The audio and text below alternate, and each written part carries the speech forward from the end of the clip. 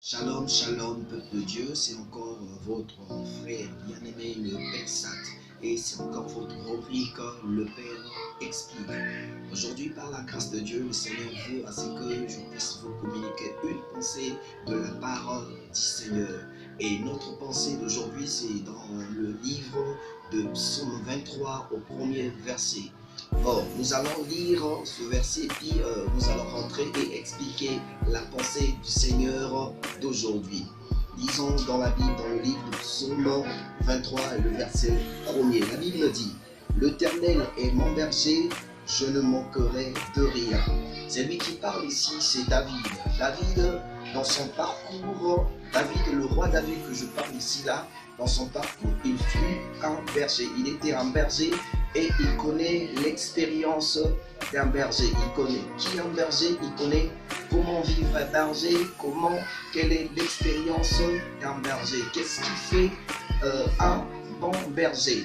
Et alors quand il parle ici, il dit: l'Éternel est mon berger, je ne manquerai de rien. Pourquoi il dit ça? Parce qu'il sait que la vie du brebis dépend du berger. Et c'est le berger qui nourrit la brebis. Et c'est le berger qui prend soin de la brebis. Et voilà, et pourquoi quand il dit que l'Éternel est mon berger, c'est-à-dire que en ce moment-là, il prend la place de la brebis. Donc, il se fait brebis. Donc, il dit, lui, il est la brebis et l'Éternel est son berger. Donc, c'est-à-dire quoi? La vie de brebis, la brebis, quand il reste, quand il pense, il focalise ses pensées, sa vie au berger. Or, notre berger, c'est qui?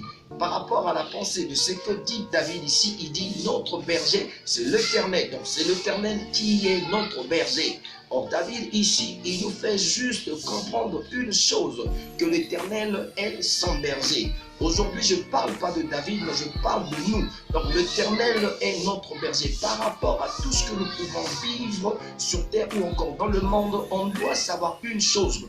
Nous avons notre berger et nous sommes des brebis. Or, qui peut dire que l'Éternel est son berger? C'est seulement celui-là qui a compris qu'il est ou elle est une brebis de l'Éternel. Or, quand tu es la brebis, tu ne dois pas conduire ta vie, tu dois laisser plutôt le berger conduire ta vie. On doit savoir une chose, que berger, du berger. Or, le berger, comme la Bible dit, si on lit dans la suite de ce verset, David dirait que ta houlette est ton bâton. À savoir une chose, que le berger a une houlette et puis a un bâton. Or, ces deux choses jouent le rôle, jouent deux rôles. Le rôle de tirer la berger quand la berger veut faire, la brebis plutôt veut fuir et de frapper la brebis quand elle est têtue. C'est ce que nous ne comprenons pas, nous chrétiens. Les chrétiens, nous pensons que quand tu reçois le Christ dans ta vie, tout devient sous forme de la magie. Donc tout change et que tu ne dois pas souffrir, tu ne dois pas tomber malade, tu ne dois pas. Ça, c'est une confusion.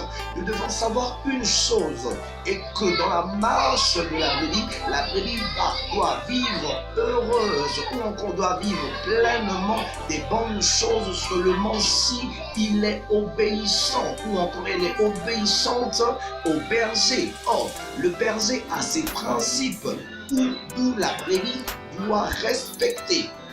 Et on doit savoir une chose, quand David dit cela, David savait un jour que David, comme un berger, a vécu, a suivi des réalités du berger. Un jour, il y a une de ces brebis qu'un ours a voulu dévorer et David avait défendu. Là maintenant, on comprendrait que dans notre vie, c'est le berger qui est l'Éternel, qui est notre défenseur, qui fait notre défense.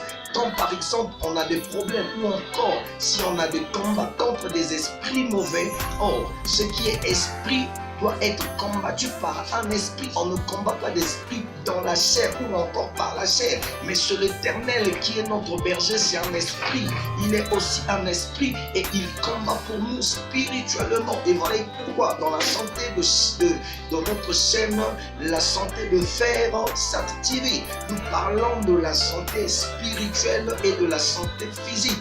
Or, nous, sur terre, nous vivons dans la chair. Donc nous palpons tout ce qui est physique, tout ce qui est matériel, tout ce qui est palpable. Mais par contre, à savoir une chose, que le souffle que nous respirons vient de l'Éternel et que dans l'homme, il a un côté spirituel. Or, notre côté spirituel aussi doit être nourri.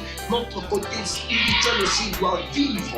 Et voilà, et pourquoi? Qui c'est lui qui fait vivre notre côté spirituel? C'est Dieu, c'est des principes de Dieu, c'est la parole de Dieu qui fait vivre notre côté spirituel. Et voilà, et pourquoi? Pour être en bonne santé spirituelle, nous devons nous confier aussi à des choses spirituelles, mais pas toute la spiritualité. Lorsque nous parlons de la spiritualité, nous parlons de la spiritualité de notre Dieu Jéhovah Jireh, de notre Dieu Jésus-Christ.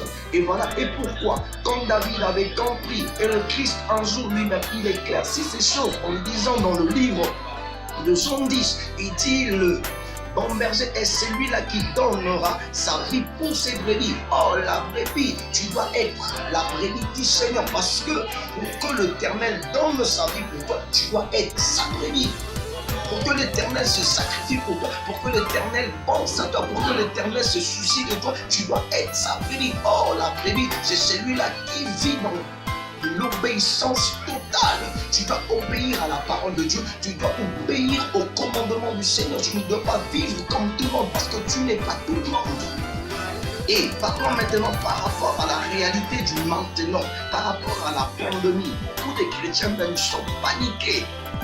Il ne sait plus quoi faire, il se pose des questions. Il y a d'autres même, ils pensent que l'Éternel nous a abandonnés. Non, même ce pandémie sont dans la volonté du Seigneur. On doit savoir une chose, en bien ou en mal, tout ce qui peut passer sur terre, dans ce monde, c'est dans la volonté de Dieu. Parce que, à savoir une chose, en parlant de la volonté de Dieu, il y a la volonté souveraine et puis il y a la volonté permissive. Il y a d'autres choses l'Éternel permet dans nos vies sur le monde pour nous rééduquer ou encore pour nous mettre en chemin, pour nous redresser.